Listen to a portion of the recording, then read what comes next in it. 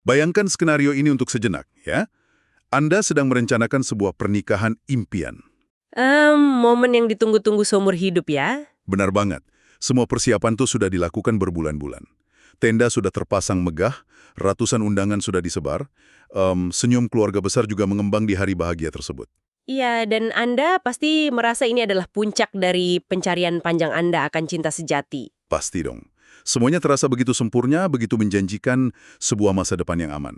Namun, coba bayangkan, di malam pertama, ketika semua tamu sudah pulang, lampu-lampu dimatikan, dan pintu kamar akhirnya ditutup. Sebuah kenyataan yang benar-benar meruntuhkan kewarasan terungkap. Oh, wow. Sebuah plot twist yang paling tidak diinginkan siapapun. Sama sekali tidak diinginkan. Pasangan yang baru saja Anda nikahi, orang yang berjanji sehidup semati dengan Anda di hadapan saksi agama dan keluarga, ternyata memalsukan seluruh identitasnya, bahkan gender aslinya. Itu sebuah pergeseran realitas yang sangat ekstrim. Dari momen yang seharusnya menjadi validasi tertinggi dari sebuah hubungan manusia, berubah menjadi mimpi buruk psikologis dalam hitungan detik. Betul. Ini bukan hanya tentang kebohongan ya, ini tentang realitas yang dibangun dengan susah payah, tapi hancur berkeping-keping tanpa peringatan sama sekali. Dan Anda tahu, ini bukan plot dari film thriller psikologis atau naskah sinetron gitu. Ini kejadian nyata yang terjadi di dunia nyata. Fakta yang lebih aneh dari fiksi. Laporan berita yang sangat mengejutkan dari NTV. Laporan ini diliput oleh jurnalis Dion Pratt mengenai sebuah kasus penipuan pernikahan yang menggemparkan di Kota Malang, Jawa Timur. Kasus yang menurut saya benar-benar memaksa kita untuk membedah kembali apa yang kita ketahui tentang kepercayaan, kerentanan manusia, dan batas maksimal dari keberanian sebuah penipuan. Tepat. Jadi misi kita dalam pembahasan ini bukan sekedar membacakan ulang fakta-fakta dari berita kriminal ya. Kita ingin masuk jauh ke dalam mekanismenya. Kita akan membedah anatomi dari penipuan yang secara luar biasa ini tuh sangat terencana. Iya, membongkar lapisan-lapisannya. Benar. Bagaimana seorang wanita dewasa berusia 36 tahun bisa tertipu sedemikian rupa hingga benar-benar melangkah ke jenjang pernikahan secara resmi? Taktik psikologis apa yang beroperasi di balik layar? Oke, mari kita urai ini. Mari kita mulai dari awal perkenalannya dulu. Karena kecepatan dari kronologi kejadian ini menurut saya adalah kunci utamanya. Setuju. Garis waktu memang selalu menjadi indikator terbaik dalam kasus seperti ini. Seringkali ya, apa yang tidak diucapkan secara verbal oleh seorang manipulator, itu bisa terlihat sangat jelas dari seberapa cepat mereka mendesak sebuah keputusan. Nah, laporan ini berpusat pada korban. Dia adalah seorang warga Polehan, Kota Malang, bernama Intan Anggraini. Semuanya bergerak dengan kecepatan yang nyaris tidak masuk akal sih buat saya. Seberapa cepat memangnya? Jadi mereka bertemu pertama kali pada awal Februari di sebuah kafe di daerah Batu. Dari pertemuan kasual itu, mereka resmi berpacaran tepat di hari Valentine, tanggal 14 Februari. Oke, itu cukup cepat. Dan puncaknya, mereka langsung melangsungkan pernikahan pada 3 April 2026. Kurang dari 2 bulan sejak pertemuan pertama. Iya, benar. Dari sekedar orang asing di kafe, hingga penandatanganan buku nikah yang mengikat secara hukum dan agama, itu luar biasa singkat. Makanya, tunggu sebentar, kurang dari 60 hari. Maksud saya tahu ada orang yang butuh waktu lebih lama dari itu hanya untuk meriset dan memutuskan mau beli kulkas merek apa. Iya, atau memilih warna cat rumah. Betul. Ini ibarat menandatangani kontrak investasi seumur hidup tanpa membaca syarat dan ketentuannya. Ini bukan sekedar cepat, ini agresif banget. Mengapa seseorang bisa menyetujui kecepatan seperti ini untuk sebuah komitmen seumur hidup tanpa merasa ada sesuatu yang janggal? Jika kita hubungkan ini dengan gambaran yang lebih besar mengenai psikologi manipulasi, apa yang beroperasi di sini adalah sebuah taktik predatorial. Taktik predatorial? Maksudnya gimana tuh? Jadi pelaku yang memperkenalkan dirinya dengan nama Ray tidak hanya menuntut pernikahan yang terburu-buru. Dia memanipulasi persepsi korban menggunakan teknik yang dalam psikologi klinis dikenal sebagai future faking. Future faking? Memalsukan masa depan? Apakah ini sekedar istilah akademis yang keren untuk berbohong atau ada mekanisme spesifik yang beroperasi di otak korban dalam kasus ini? Ada mekanisme biologis dan psikologis yang sangat spesifik loh. Pelaku tidak sekedar berkata, ayo kita menikah. Nggak gitu. Dia mengonstruksi sebuah arsitektur masa depan yang sangat detail. Oh, jadi dia memberikan gambaran yang jelas gitu ya? Iya, bener banget. Laporan menyebutkan bahwa pelaku menjanjikan bulan madu ke Thailand, bahkan dia sampai menyuruh korban untuk segera mengurus pembuatan paspor segala. Wah, sampai disuruh bikin paspor. Itu meyakinkan sekali sih. Pasti, dia juga menjanjikan rumah, uang, dan jaminan kehidupan yang mapan. Dalam future faking, penipu memberikan visi masa depan yang begitu sempurna, yang secara langsung menyasar titik-titik rentanan dan impian terdalam korban. Saya mulai mengerti sekarang. Ini kayak seorang pesulap yang menggunakan trik pengalihan perhatian kan? Tepat. Bagaimana analoginya menurut Anda? Ya maksud saya, pesulap memaksa Anda untuk terus menatap koin berkilau di tangan kirinya, yaitu janji bulan madu ke Thailand dan rumah mewah itu tadi, sehingga Anda sama sekali nggak memperhatikan apa yang sedang dilakukan oleh tangan kanannya, yaitu fakta bahwa Anda sedang dinikahi oleh orang asing yang baru Anda kenal beberapa minggu. Itu analogi yang sangat akurat. Dan di tingkat neurologis ya, janji-janji besar ini melepaskan gelombang dopamin di otak korban. Dopamin, hormon bahagia itu ya? Betul, hormon antisipasi dan penghargaan. Ketika otak kebanjiran dopamin karena membayangkan bulan madu yang indah dan hidup yang aman, korteks prefrontal, yaitu bagian otak yang bertugas untuk berpikir kritis, analitis, dan mendeteksi bahaya, secara fungsional menjadi tumpul. Jadi logika korbannya benar-benar dimatikan oleh harapan tersebut ya? Sangat dimatikan. Ditambah lagi dengan desakan waktu tadi. Desakan waktu menciptakan kepanikan kecil, semacam urgensi artifisial, yang membuat korban merasa jika saya tidak segera menyetujui ini, saya akan kehilangan kesempatan emas ini selamanya. Oh wow, jadi rasa terburu-buru itu tidak lagi dilihat oleh korban sebagai sebuah red flag atau bendera merah ya? Itu justru dibingkai ulang di dalam otaknya sebagai gairah romantis. Semacam takdir luar biasa yang harus segera ditangkap gitu. Persis seperti itu. Luar biasa ya bagaimana kimiawi otak kita sendiri bisa berbalik melawan logika kita. Tapi ini memunculkan kebingungan yang lebih besar bagi saya. Bagaimana kebingungannya? Oke, saya bisa memahami bagaimana otak dan emosi korban dibajak oleh ilusi masa depan tadi. Psikologi bisa menutupi nalar untuk sementara waktu kan? Tapi psikologi punya batasan ketika ia berhadapan dengan dunia fisik dan birokrasi. Saya tahu arah pembicaraan ini. Iya kan?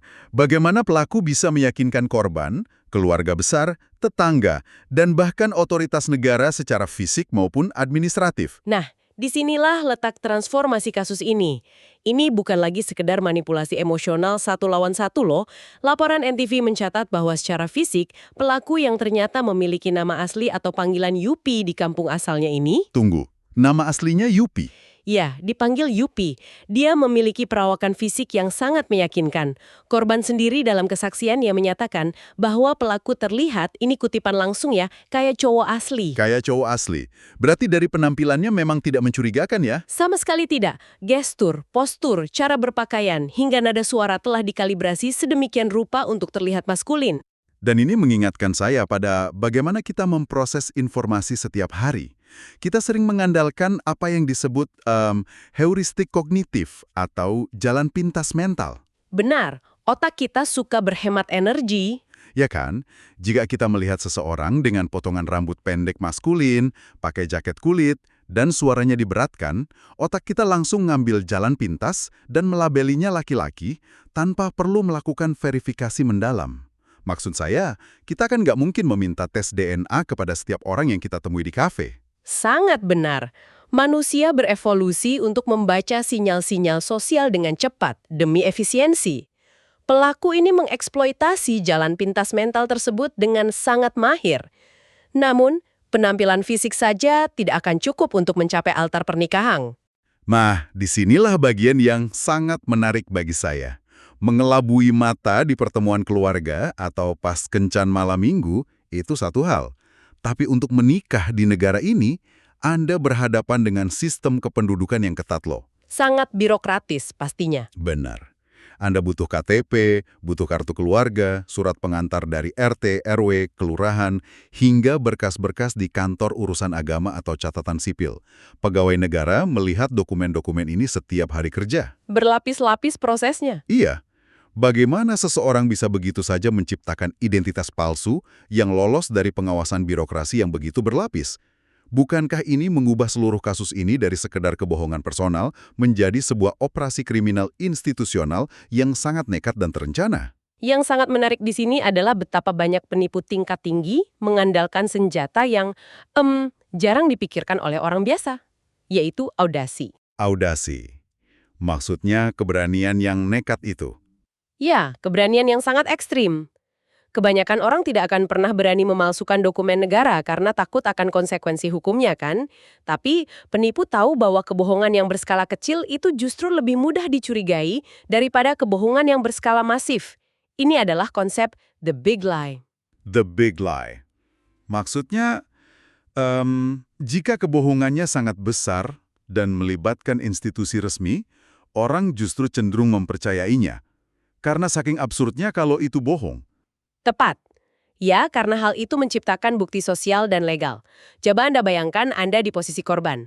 Mungkin di minggu keempat, ada secercah keraguan intuitif di benak Anda. Kayak merasa ada yang nggak pas gitu ya? Betul, mungkin ada sesuatu dari gestur pelaku yang terasa sedikit canggung. Tapi kemudian, pelaku meletakkan setumpuk dokumen resmi dengan stempel pemerintah, KTP dengan jenis kelamin laki-laki, dan formulir pendaftaran pernikahan di atas meja Anda. Apa yang terjadi pada keraguan Anda? Wow, keraguan itu pasti akan langsung hancur berkeping-keping. Saya pasti akan merasa bodoh karena mencurigainya. Maksud saya, jika aparatur negara saja dengan segala sistem dan aturannya memvalidasi bahwa dia adalah pria, siapa saya yang hanya warga sipil biasa berani meragukan keabsahannya? Bukankah itu sangat logis? Iya, dokumen palsu itu benar-benar menjadi perisai pamungkasnya ya. Perisai yang melenyapkan sisa-sisa insting pertahanan korban. Pelaku pada dasarnya meminjam otoritas negara untuk membungkam intuisi korban. Itu adalah manipulasi tingkat lanjut yang sangat berdarah dingin. Gila ya, tapi pada akhirnya tidak peduli seberapa manipulatifnya kata-kata Anda, tidak peduli seberapa sempurna stempel palsu di dokumen KUA Anda, ada satu tembok beton realitas yang tidak bisa dikelabui oleh kertas atau trik psikologi apapun, yaitu realitas fisik dan biologis. Fakta yang tidak bisa dibantah. Benar. Dan itu membawa kita pada tanggal 3 April 2026, hari pernikahan. Titik tabrakan yang sama sekali tidak bisa dihindari, di mana fiksi yang dibangun dengan susah payah bertabrakan langsung dengan biologi di ruang tertutup. Kejadian ini mencapai klimaksnya di malam pertama loh di rumah korban di daerah Polehan. Pesta sudah usai, keluarga mungkin sudah beristirahat, dan kemudian kebenaran itu meledak. Momen yang pasti sangat traumatik. Sangat. Terbongkarlah kedok utama bahwa Ray, suami yang baru saja dinikahinya, adalah Yupi sesama wanita. Keluarga korban yang segera mengetahui hal ini malam itu juga tentu saja mengalami syok berat, dan mereka langsung mengusir pelaku dari rumah. Coba bayangkan, gravitasi dari momen itu.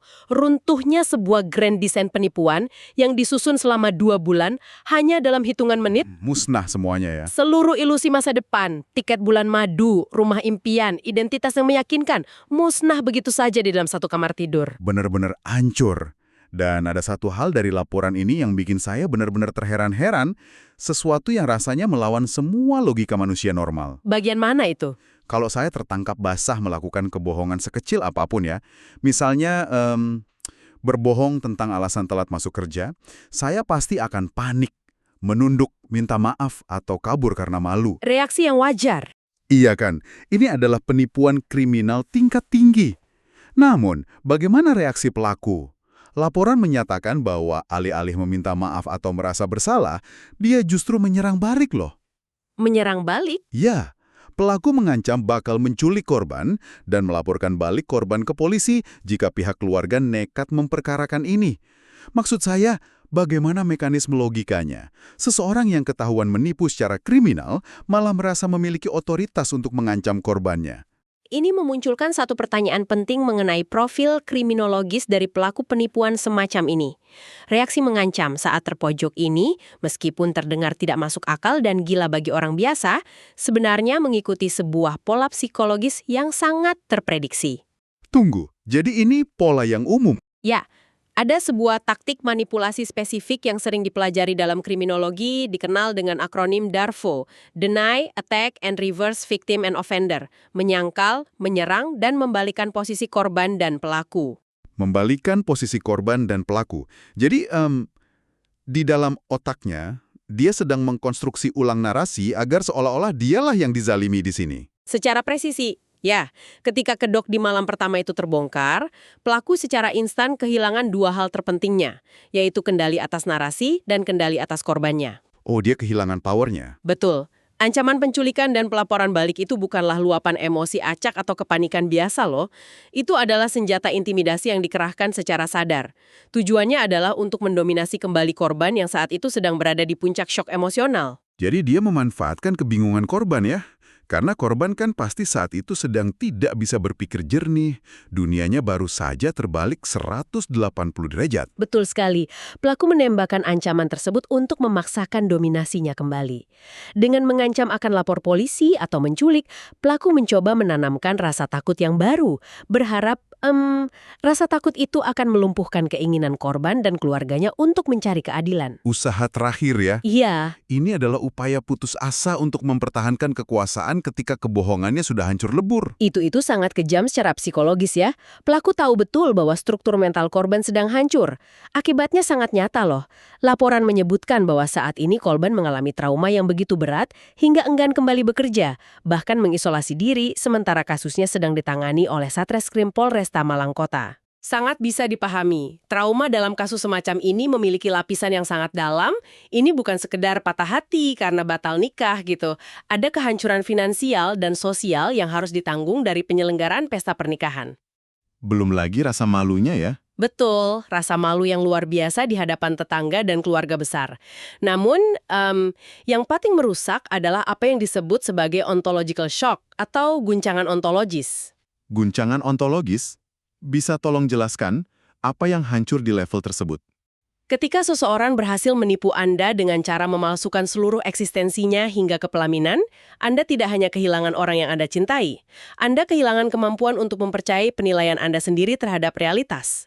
Wah, itu dalam sekali maknanya. Ya, korban akan mulai mempertanyakan segalanya. Dia akan berpikir, jika saya bisa tertipu oleh kebohongan sebesar ini, lalu apa lagi yang tidak saya ketahui? Apakah ada hal lain dalam hidup saya yang juga palsu? Kemampuan dasar korban untuk merasa aman di dunia ini telah direnggut. Sangat mengerikan. Dunia yang dia pikir dia pahami, seseorang yang dianggap akan menjadi pelindungnya seumur hidup, ternyata adalah sumber bahaya terbesar bagi kewarasan dan keselamatannya. Itulah esensi lukanya. Ini bukan sekedar penipuan uang sih. Ini adalah pembunuhan karakter dan pencurian realitas. Itulah mengapa penanganan dari aparat kepolisian dalam kasus pemalsuan identitas seperti ini tidak bisa hanya dilihat dari sisi kerugian materi, tetapi juga dari kejahatan psikologis yang sangat mendalam terhadap korban. Betul sekali. Jadi, melihat seluruh rangkaian peristiwa yang luar biasa ini, mulai dari perkenalan kilat yang memabukkan di kafe batu, janji-janji masa depan yang membajak logika, keberanian nekat memalsukan dokumen negara untuk menekan keraguan, hingga ancaman brutal di malam pertama. Jadi apa arti dari semua ini bagi Anda yang sedang mendengarkan? Pelajaran yang mahal ya? Sangat mahal.